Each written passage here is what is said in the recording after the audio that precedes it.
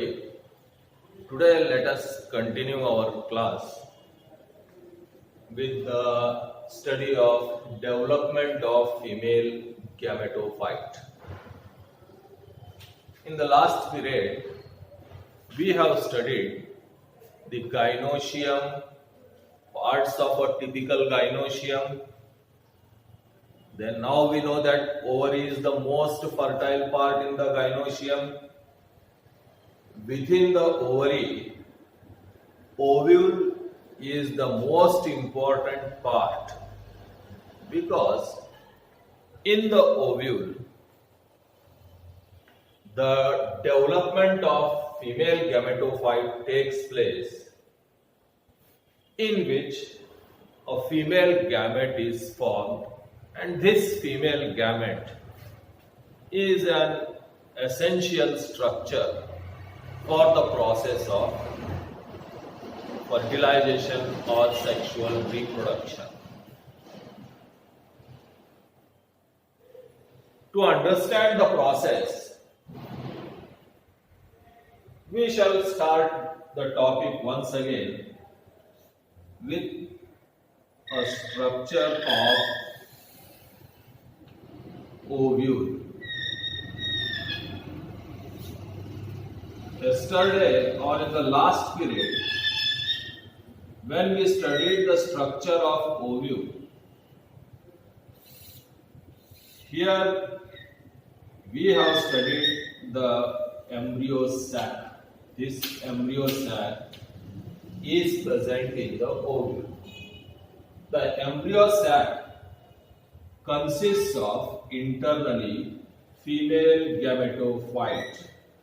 So internal to the embryo sac, this is female gametophyte.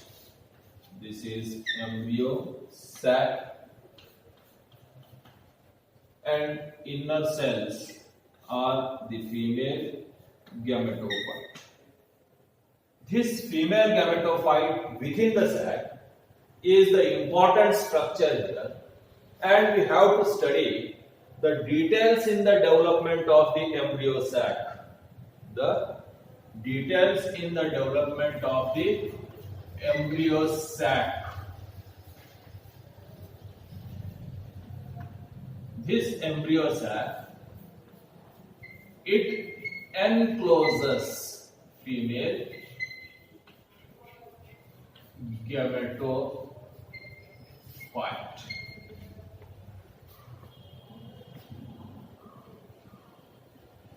Within the ovule, we have studied that the nucellus, this part, the parenchymatous tissue, which is diploid, is the main part of the ovule. The nucellus is also sometimes called as megasporangium proper. During the course of development of the ovule, one of the cells in the nucellus, the parenchymatous tissue, the nucellus, in the nucellus, one of the cells towards the micropylar end, it functions itself as megaspore mother cell. So in the nucellus of the ovule, one of the cells towards the micropylar end, it gets enlarged, stores food material, and behaves itself or functions itself as megaspore mother cell. This megaspore mother cell is diploid, consisting of a nucleus and some amount of reserve food in it.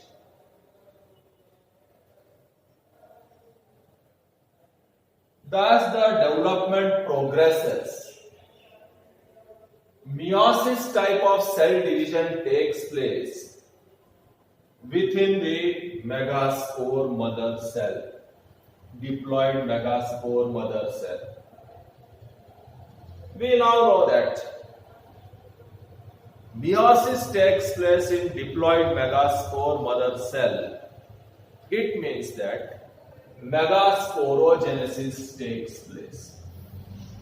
What is megasporogenesis? When the megaspore mother cell divides by meiosis to form 4 haploid megaspores, the process is known as megasporogenesis. This is MMC, megaspore mother cell.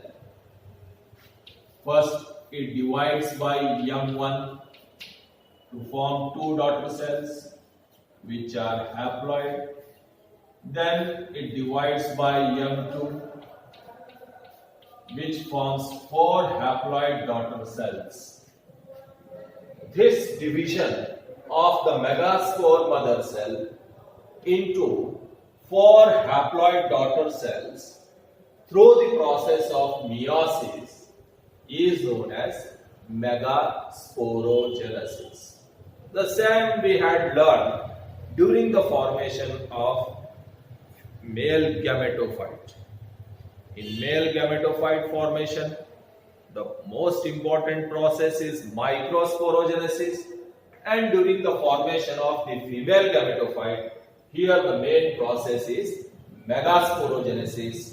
In both the cases, the most important cell division, meiosis, takes place, which leads to the formation of haploid spores. Therefore, haploid microspores, here 4 haploid megaspores. With the act of megasporogenesis, a formation of linear tetrad of megaspores takes place, which are haploid. Now, if we recall the process of the development of male gametophyte, we called pollen grain as the first cell of male gametophyte.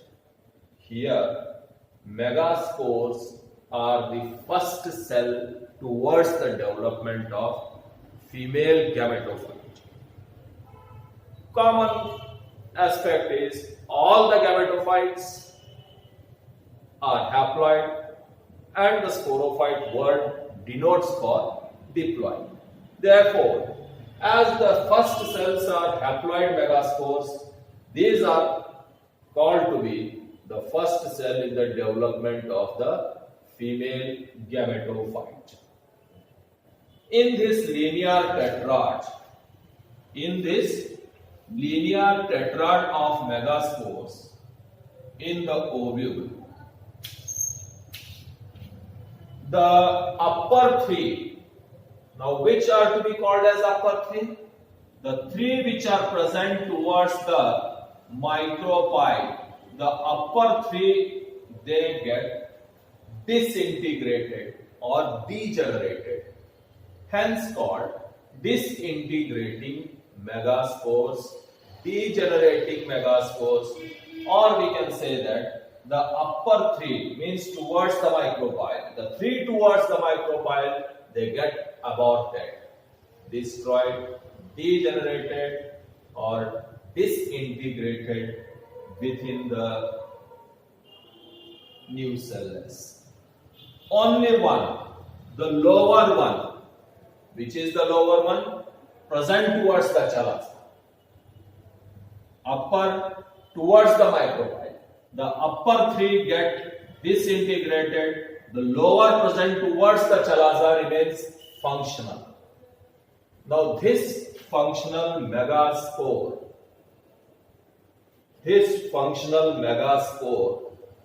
takes part in the further development of the embryo sac and the female gametophyte.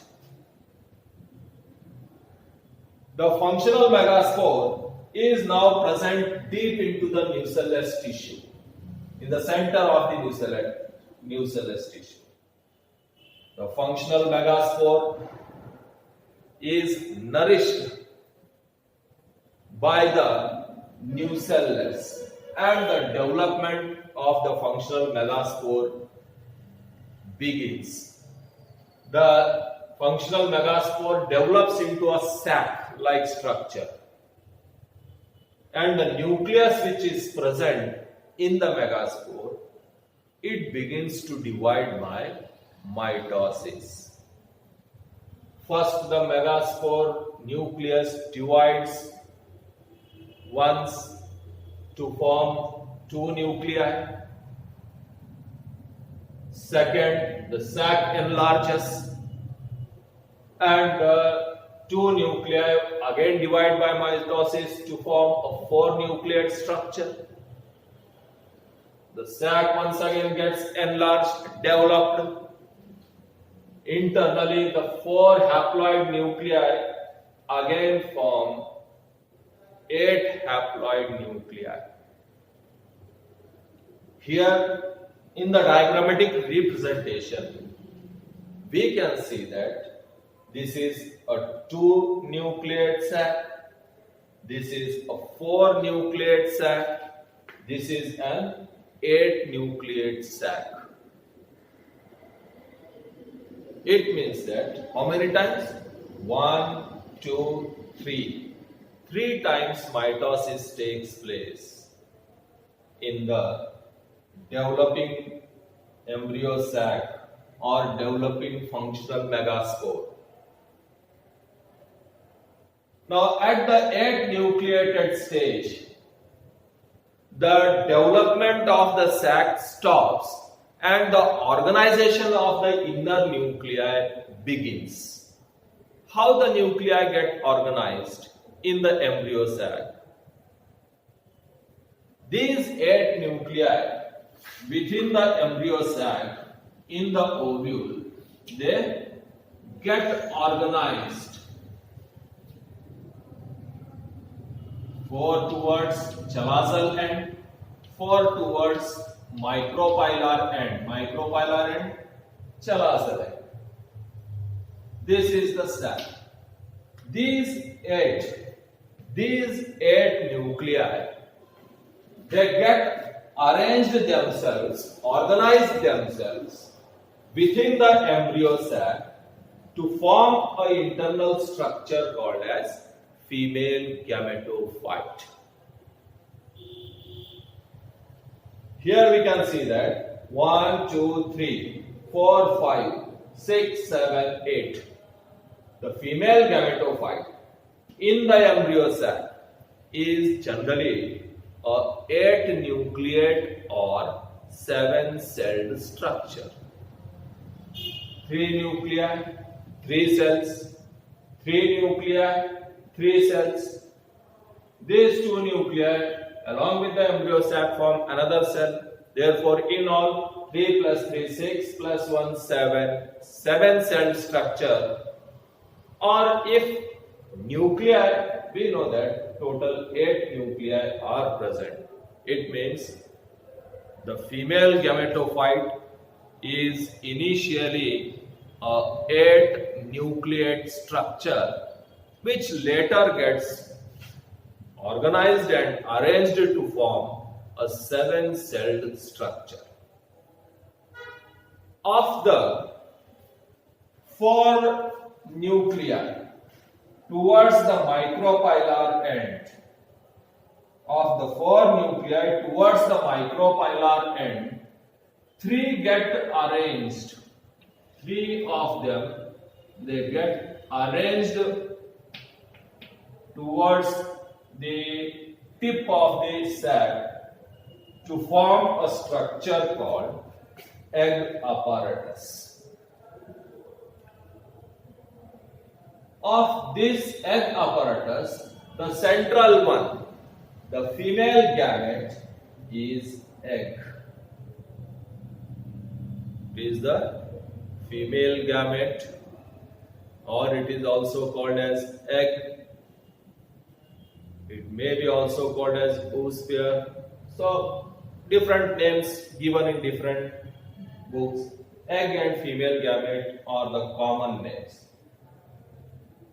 Besides the central female gamete, the two lateral cells are called as synergids. Collectively, the egg and the two synergids called as egg apparatus. Now, where does the egg apparatus develops? The egg apparatus develops in the embryo sac. Towards which end? Towards this micropylar end.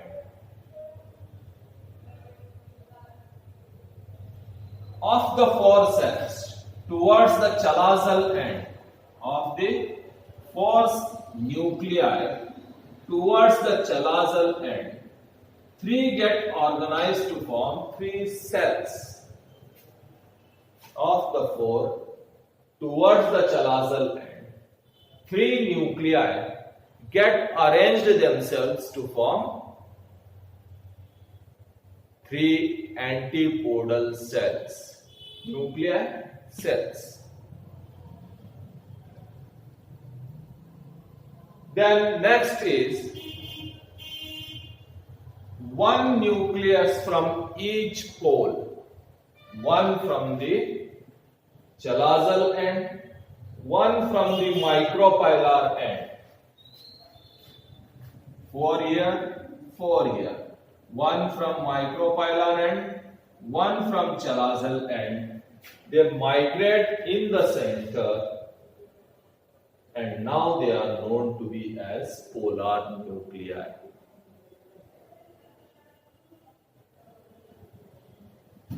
As they move from poles, one from the antipodal side, one from the micropylar side, they move from the pole towards the center. The word has been given as polar nuclei.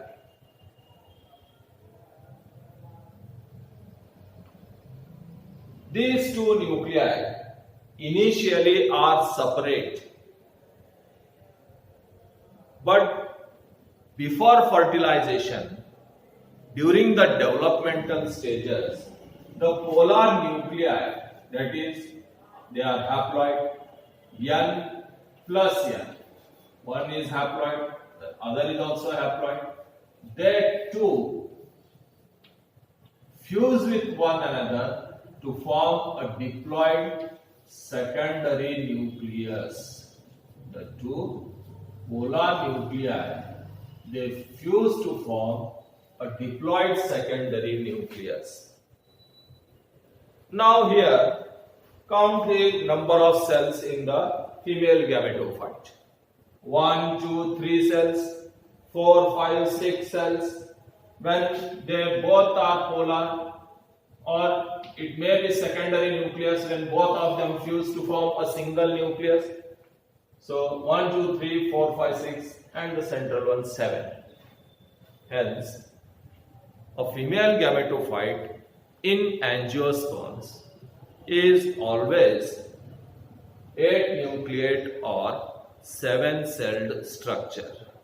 When it is 8 nucleate, all of them are haploid. Here the basic one. The functional megaspore itself is haploid because formed by meiosis. Therefore, all the nuclei are haploid. The 7 cells, 3 towards the chalazal and the antipodals, 3 towards the micropylar and the egg apparatus are haploid cells. But as the polar nuclei fuse together later on, they get converted into secondary nucleus, also called as definitive nucleus, which is a diploid nucleus. This is how the development of the female gametophyte takes place within the embryo sac.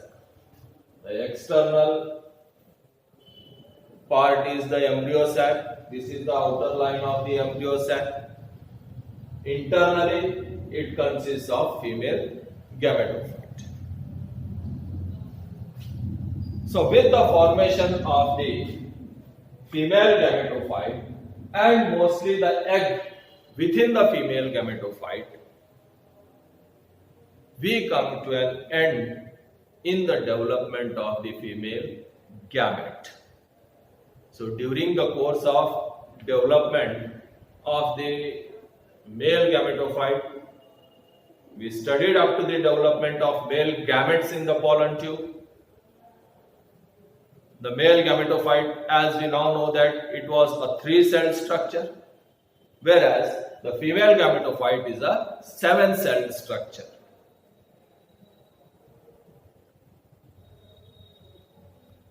Now, after studying the developments of male and female gametophytes, we now will move further towards the process of the fertilization, later the formation of the seed, fruit, etc. But here, another aspect to understand is some technical terms come across when we study for NEET. As the embryo sac, the female gametophyte is developed from a single spore. The development can be called as monosporic. As the female gametophyte is developed within a spore, the development is endosporic. So, with the basic knowledge of the developmental stages and the terminologies, we can answer many different questions also. Here, if someone asks us, what type of development is the embryo sac in angiosperms? Mostly monosporic, bisporic, trisporic, multisporic. Here the spore is single, functional megaspore. It develops into embryo sac. Therefore, development is monosporic. All the structures of the female gametophyte in the embryo sac are within the sac. Hence, the development is endosporic. So, such type of answers we can obtain by studying carefully with full concentration of the syllabus or the chapters given in the textbook or whatever we learn from the class. As now we have understood here that both the male gamete and the female gamete, the male gamete produced in the pollen tubes and the female gamete here studied, both of them are non-motile. They do not have flagella, neither they can move from one place to another place. One is produced from the pollen grain, one is produced from the ovule. As these are non-motile, male and female gametes are non-motile, there must be some process which facilitates the union of these two gametes, and before that the gametes must be brought nearer to each other, they must be together to each other so that the act of fertilization takes place.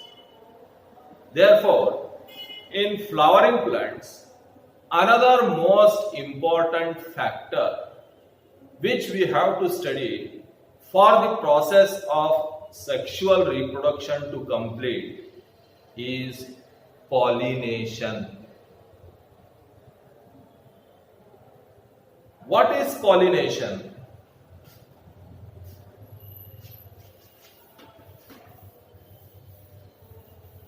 We know now that in the anthers of the stamens, there is formation of pollen grains. And we also know that the parts of a typical carpel are ovary, style and stigma. And these pollen grains are essential for the development of the male gametophyte. So before studying the process of the fertilization in the angiosperms or flowering plants, we shall first study how these two gametes are brought closer to each other by the process of pollination. Now, we have studied the parts of a typical flower in 11th standard, some basics related to the reproduction, sexual reproduction in our first class. We know that there are stamens and carpels in the flower.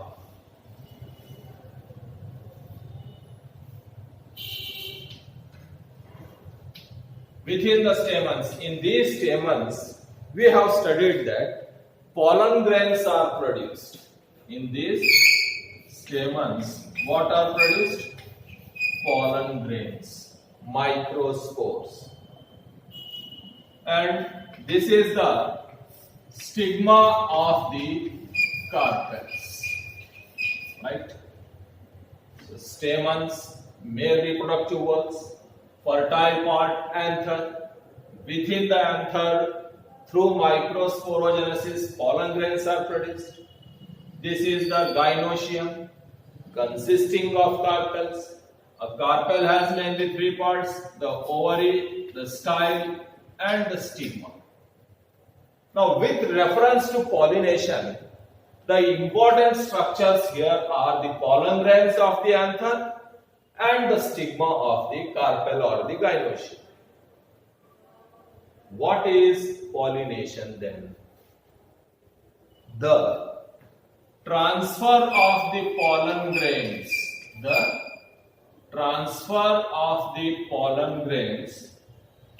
from the anthers to the receptive stigma. From here, they come here.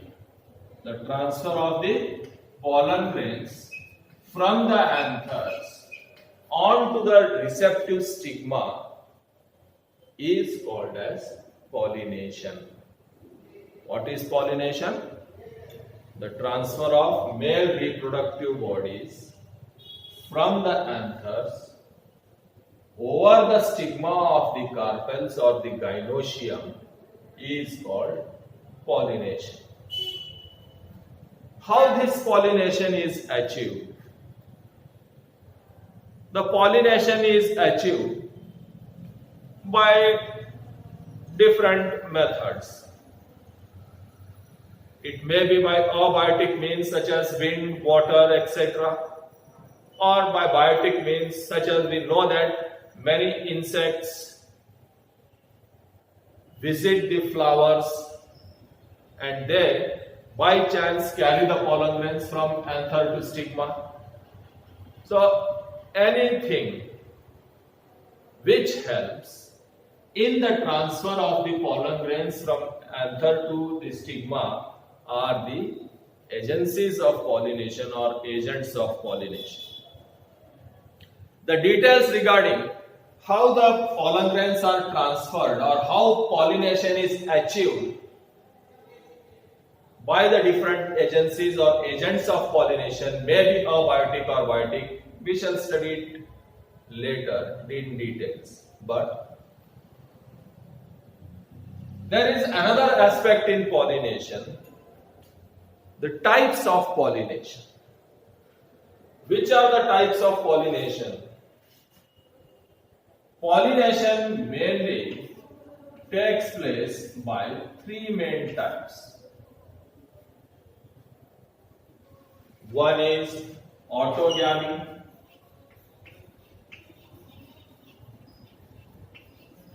second is geitonogamy, and third is xenogamy. The xenogamy can be studied under cross-pollination,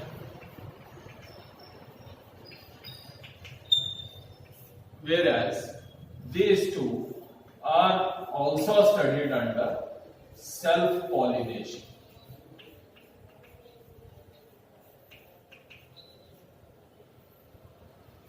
The classification of the types of pollination differs in different groups, but basically there are three different types of pollinations: autogamy, geitonogamy, and the third technical term is xenogamy.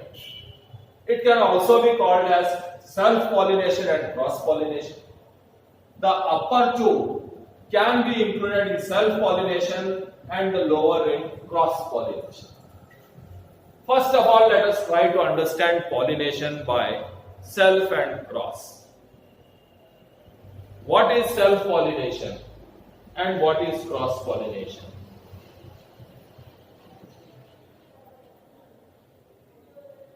So, what is pollination first?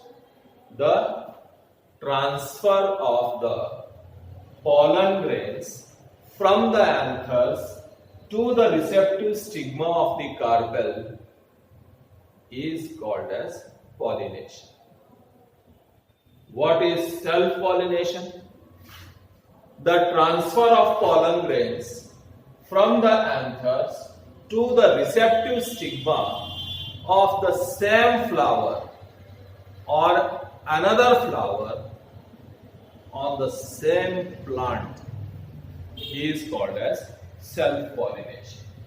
So, to understand more clearly, self-pollination, it means how many plants are involved? One plant. Autogamy, same flower, one flower. Geitonogamy, we shall first write the words, two flowers. So, what is self-pollination? The transfer of pollen grains from the anthers to the receptive stigma on the same plant.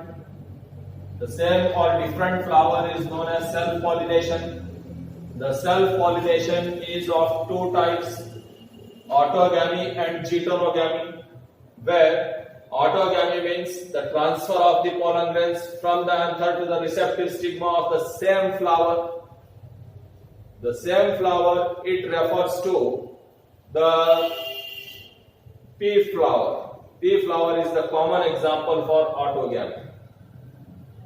Geitonogamy means it is the transfer of the pollen grains from anthers to the receptive stigma of another flower. But on the same plant, it is called geitonogamy. Then, what is xenogamy? When the transfer of the pollen grains from the anthers to the receptive stigma takes place from flower of one plant to the flower of another plant.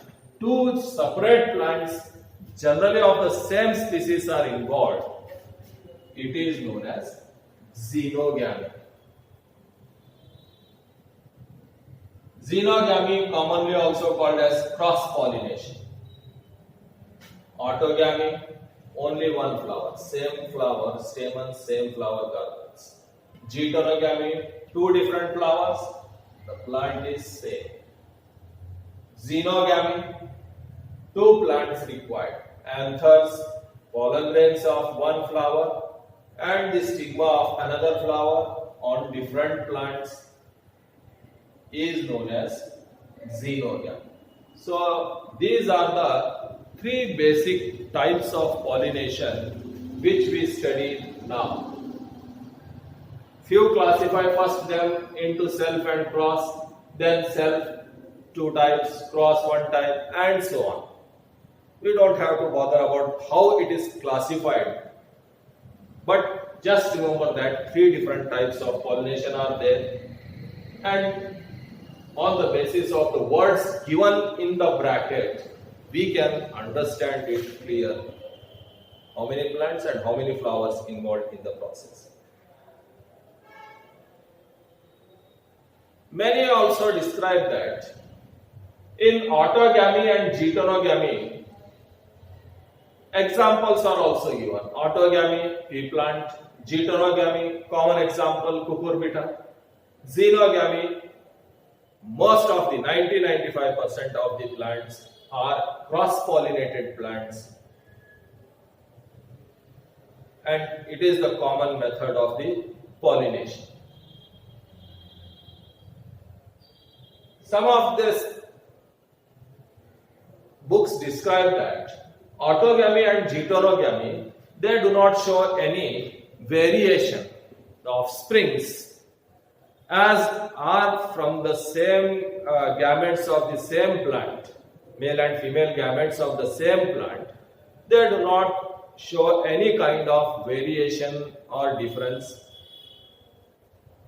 But we have to remember that as the gametes are formed through meiosis, it means that meiosis always are responsible for few or more variations. So variations does occur, may not be much more clearly visible, may not be more evident, but variations occur due to meiotic cell divisions during the formation of gamete in these two also.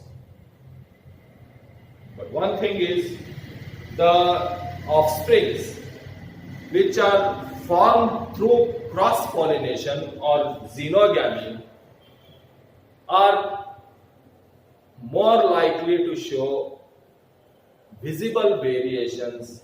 They also help in the process of evolution. The offsprings which are produced by cross-pollination are also more vigorous in growth. The viability of the seeds is also more.